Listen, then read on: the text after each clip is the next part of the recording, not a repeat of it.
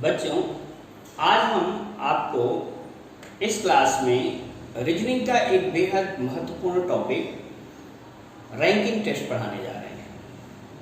With example बहुत कम 5 नियम हैं, लेकिन इन 5 नियमों के आधार पर आपके सवाल हमेशा, चाहे वो बैंकिंग हो, चाहे वो कंबाइंड ग्रेजुएट लेवल हो, चाहे हायर सेकेंडरी लेवल हो, हमेशा इससे प्रश्न पूछे जाते हैं।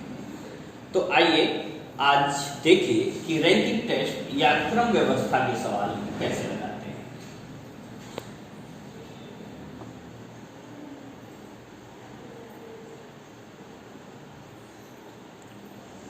रैंकिंग टेस्ट देखिए, आप पहली बात जानिए रैंकिंग टेस्ट है क्या। जब व्यक्तियों का समूह किसी कतार अथवा पंक्ति में बैठे हों तो उनके क्रम का निर्धारण रैंकिंग टेस्ट कहलाता है।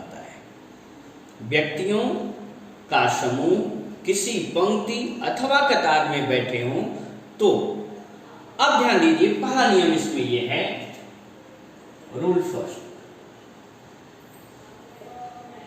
हम कर दें किसी कतार में दिनेश बाएं से एमवें स्थान पर व दाएं से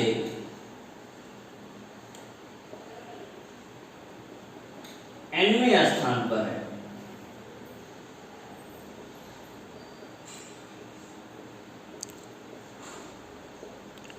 तो कतार में कुल व्यक्तियों की संख्या क्या होगी?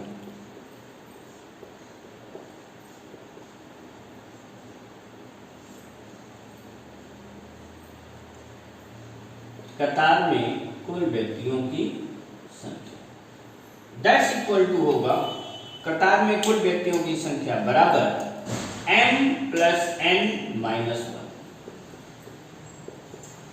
ये क्यों -1 क्यों होगा? क्योंकि एक ही व्यक्ति 2 बार।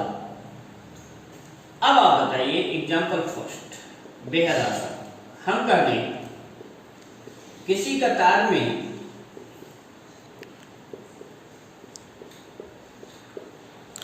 कल्पना बाएं से 23वें या 32वें स्थान,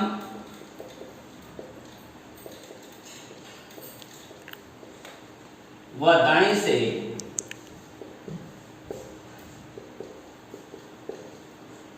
19वें स्थान पर है।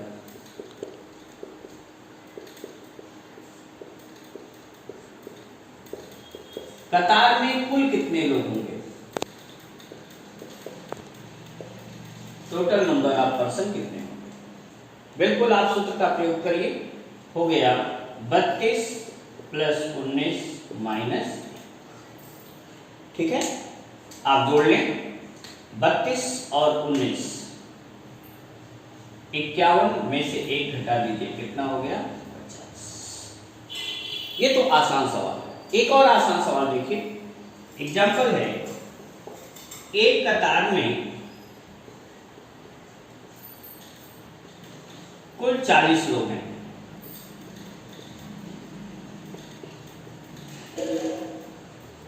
मोहन बाएं से 23वें स्थान पर है।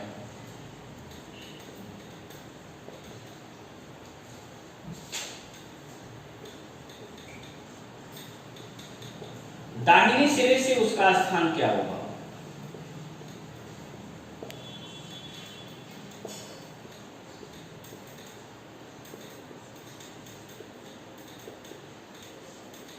ये आप देखिए, टोटल नंबर ऑफ पर्सन 40, लिखेंगे 40 इज इक्वल टू m का मान 23 प्लस n माइनस 23 में से 1 घटा दीजिए 22, n बराबर 40 में से 22 सीधे घटाइए, दैट इज क्या हो गया? 18 या 18। ये तो दोनों आसान सवाल थे। अब तीसरे सवाल पर आइए। तीसरा सवाल ऐसे होगा कि किसी कतार में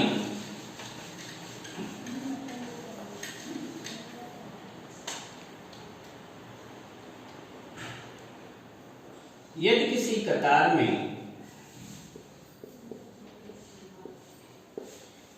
दिनेश बाएं से 16वें स्थान पर है,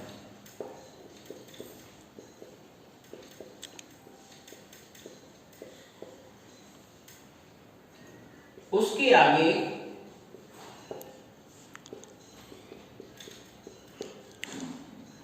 केवल 9 लोग और बैठे हैं,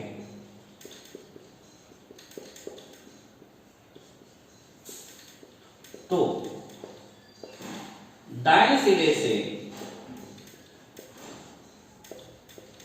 दिनेश का स्थान क्या होगा?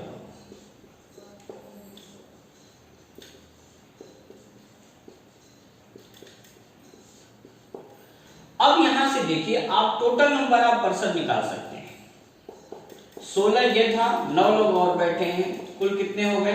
25। सूत्र का प्रयोग करिए, 25 बराबर 16 प्लस n माइनस 1। 16 से 1 घट गया 15, n बराबर 25 माइनस 15 बराबर क्या हो गया? या तो आप इसका प्रयोग करिए, या 9 लोग और बैठे हैं, 9 लोग ये हैं, तो ये कौन हो जाएगा? 10th हो जाएगा। डायरेक्ट लगा दीजिए, दोनों विधियां हैं। अब इस पर जटिलतम प्रश्न देखिएगा। अभी हम नियम 1 ही पढ़ रहे हैं, और नियम 1 पर सबसे कठिन सवाल मैं आपको देने जा रहा हूं, ध्यान रखिएगा। सवाल है, लड़के व लड़कियों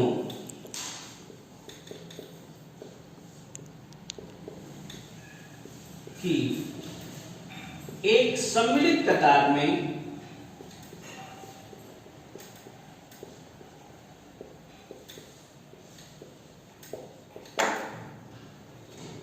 कमल का स्थान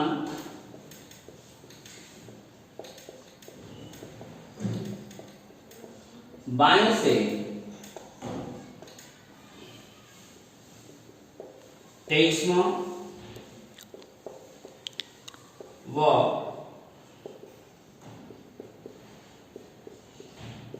सुधा का स्थान बाएं से 16वां। लड़कों में कमल 16वें स्थान पर,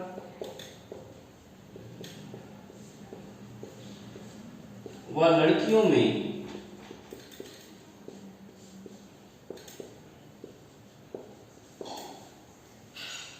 सुधा 4th स्थान पर है।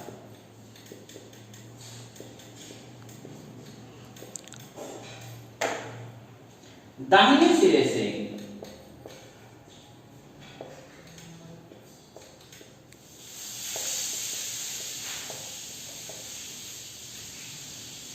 सुधा का स्थान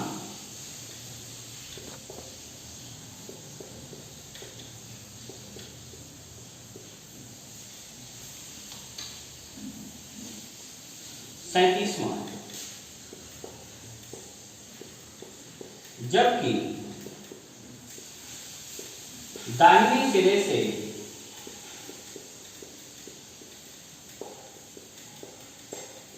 कमल लड़कों में 11वें स्थान पर है।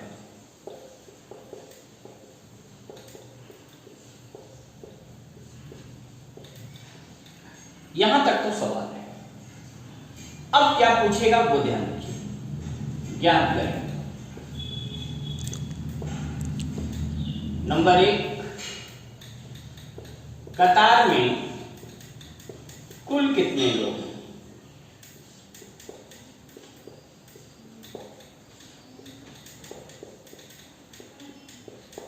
ठीक, मैं एक एक करके सवाल बोलूंगा, आप देखिए।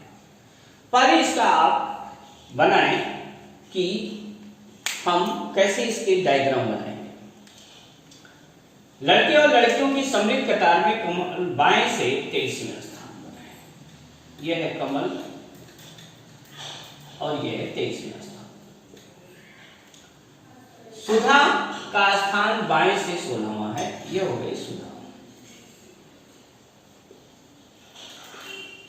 इनका स्थान है 16। अब यहां एक बात सोचिए कि आखिर बीच में कितने लोग बैठे। 16 के बाद 17, 18, 19, 20, 21, 22 कितने लोग हो गए? 6 लोग। अब कहा गया कि बाएं सिरे से लड़कों में कुमार सुंदरम कमल, लड़कों में कमल 16वें स्थान पर है। इसका मतलब इनके पहले 15 बॉयज हैं और लड़कियों में सुधा चौथे स्थान पर है। इसका मतलब इनसे पहले 3 गर्ल्स हैं। अब जरा सोचिए कि भाई सुधा से पहले कितने लोग रहे होंगे? 16 है तो 15 लोग रहे होंगे। 15 में 3 लड़कियां हैं तो लड़के कितने बचे? 12। अब आप बताइए कि भाई इनसे पहले 15 लड़के हैं और इनसे पहले 12 लड़के हैं तो बीच में कितने लड़के बचे? 3। तो अगर ये 3 बॉयज हैं तो शेष 3 क्या बची? गर्ल्स बची। अब दूसरी बात देखिए, दाहिने सिरे से सुधा का स्थान 37वां है। ये दाहिना सिरा है, यहां से सुधा 37वें स्थान पर है। देखिए सुधा का स्थान दोनों सिरों से दे दिया गया, इसलिए कतार में कुल कितने लोग हैं निकाल सकते हैं डायरेक्ट। 16 + 37 - 1 कितना हो गया? 37, 10, 47 और 6 53 में से 1 घटाइए। कतार में कुल कितने लोग हो गए? 52। जब 52 हो गए और यहां तक 23 हैं तो इधर कितने बचे? 52 में से 23 घटा दीजिए, 29। 29% यहां है। लेकिन यही कहा गया कि दाहिने सिरे से कमल लड़कों में 11वें स्थान पर है। इसका मतलब कमल के बाद यहां 10 लड़के बचे। तो जब 10 लड़के हैं 29 में से तो लड़कियां कितनी बची? 19 गर्ल्स। ये पहले आपको बनाना पड़ेगा। अब हम आपको सवाल दिखाते हैं। पहला सवाल था कतार में कुल कितने लोग? आपको मिल गया 52। दूसरा सवाल है कतार में कमल व सुधा के बीच कितने लोग हैं?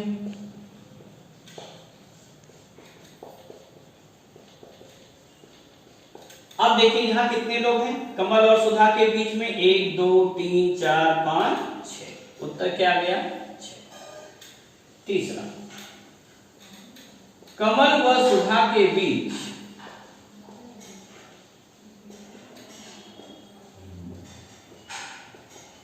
कितने लड़के व कितनी लड़कियां हैं?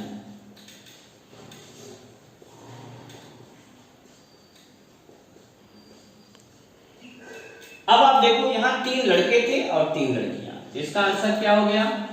3 बॉयज एंड 3 गर्ल्स। चौथा सवाल बताइए,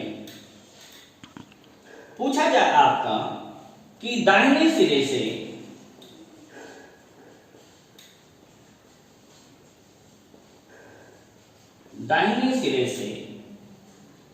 सुधा से पहले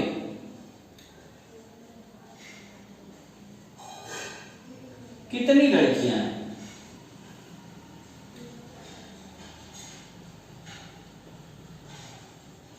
अब जरा देखो, 19 गर्ल्स ये हैं, इसके बाद 3 गर्ल्स ये हैं, 19 और 3 22। तो टोटल गर्ल्स कितनी हो गई? 22। That's clear. अगर पूछ दिए जाते कि बताओ सुधा या यहां पर दाहिनी ओर से कमल और इस व्यक्ति के बीच कितने लड़के हैं, या दाहिने सिरे से कुल कितने लड़के हैं कमल के पाले? 19 लड़के हैं। कितनी लड़कियां हैं? सॉरी 10 लड़के हैं। कितनी लड़कियां हैं? 19 लड़कियां हैं। तो इस प्रकार से इस पर एक नहीं 10 सवाल बनाए जा सकते हैं। तो ये तो रहा पहले सूत्र पर कठिनतम सवाल। अब आगे चलिए।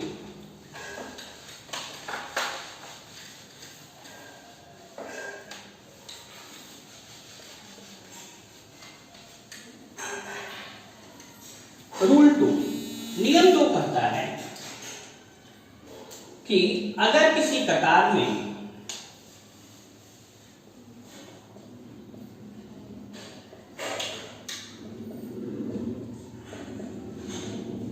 यदि किसी कतार में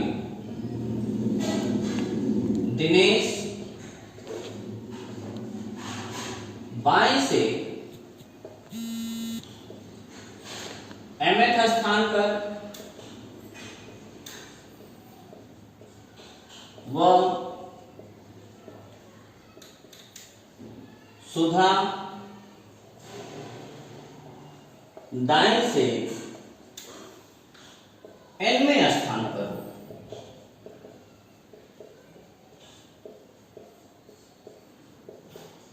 तो कतार में न्यूनतम व्यक्तियों की संख्या क्या होगी?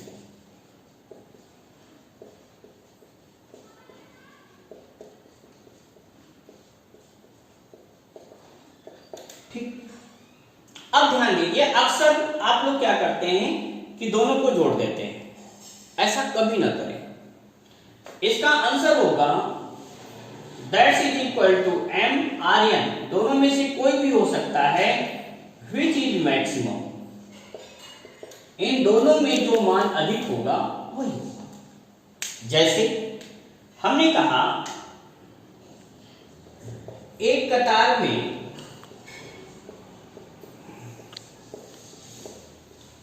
वैभव बाएं से 27वें स्थान पर व मानसी दाएं से 32वें स्थान पर है, तो कतार में न्यूनतम व्यक्तियों की संख्या क्या होगी?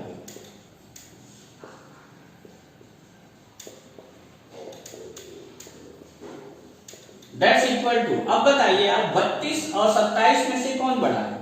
32 बड़ा है, इसलिए न्यूनतम व्यक्तियों की संख्या क्या हो गई? 32। अगर पूछ दिया जाए कि इसमें अधिकतम व्यक्तियों की संख्या क्या होगी, तो ध्यान रखिएगा अधिकतम व्यक्तियों की संख्या जो होगी दैट्स इक्वल टू हो जाएगा, ज्ञात नहीं किया जा सकता,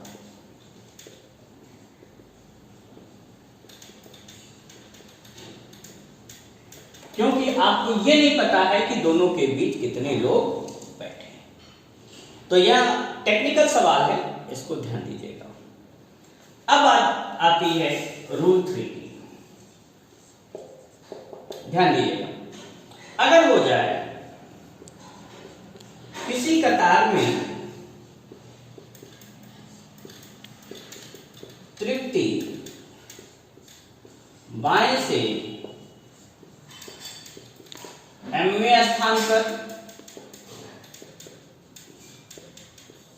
व कमल दाएं से nवें स्थान पर है,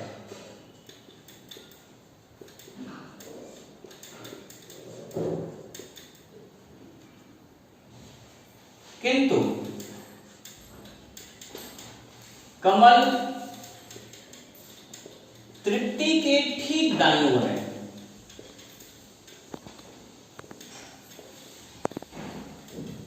ठीक दाईं ओर है, तो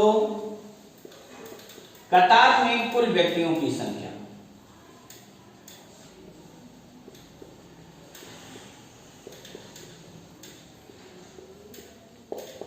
ध्यान दीजिए, कुछ नहीं करना है, आप फिगर जरा समझिए। अगर यहां तृप्ति बाएं से ये है mवें स्थान पर और यहां पर कमल है दाएं से nवें स्थान पर, इसके ये ठीक दाईं ओर है, तब कतार में कुल व्यक्तियों की संख्या ये हो जाएगा m प्लस n। दोनों को जोड़ लेना और कुछ नहीं है। लेकिन सवाल में एक चेंज आता है, जरा देखिएगा। अगर कह दिया जाए किसी कतार में तृप्ति बाएं से यमवें स्थान पर व कमल दाएं से यनवें स्थान पर है, और यहां पर यह न दिया जाए, ये न दिया जाए, यहां लिखा जाए किंतु दोनों के बीच कोई नहीं बैठा है।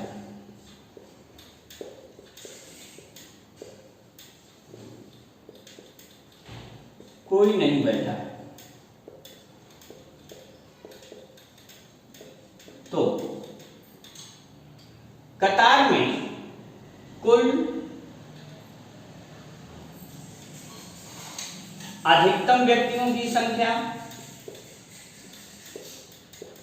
या न्यूनतम व्यक्तियों की संख्या,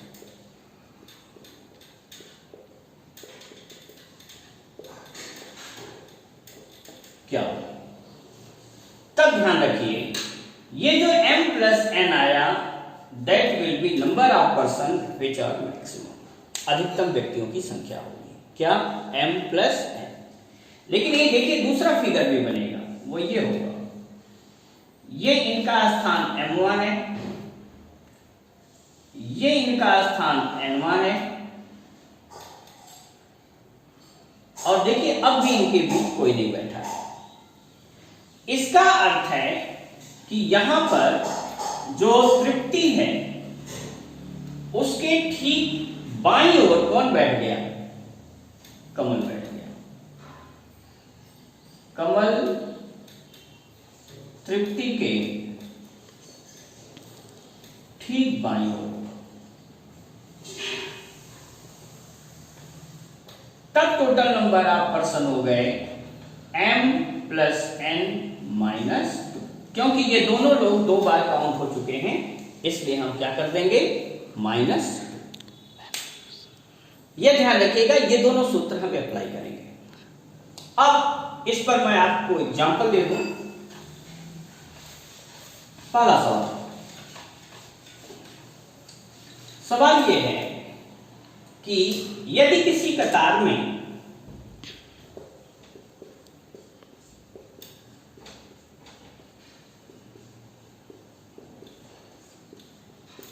दिनेश बाएं से 19वें स्थान पर व मोहिनी दाएं से 21वें स्थान पर है,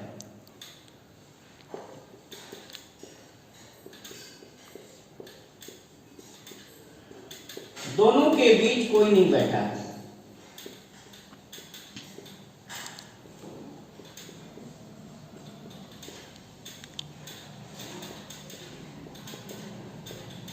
तो कतार में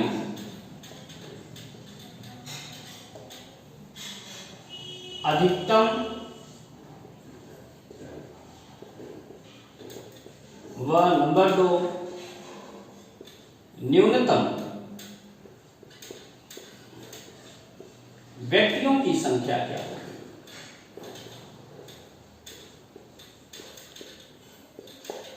देखिए, जब अधिकतम पूछे तो आपको पहला सूत्र बताया गया m प्लस n।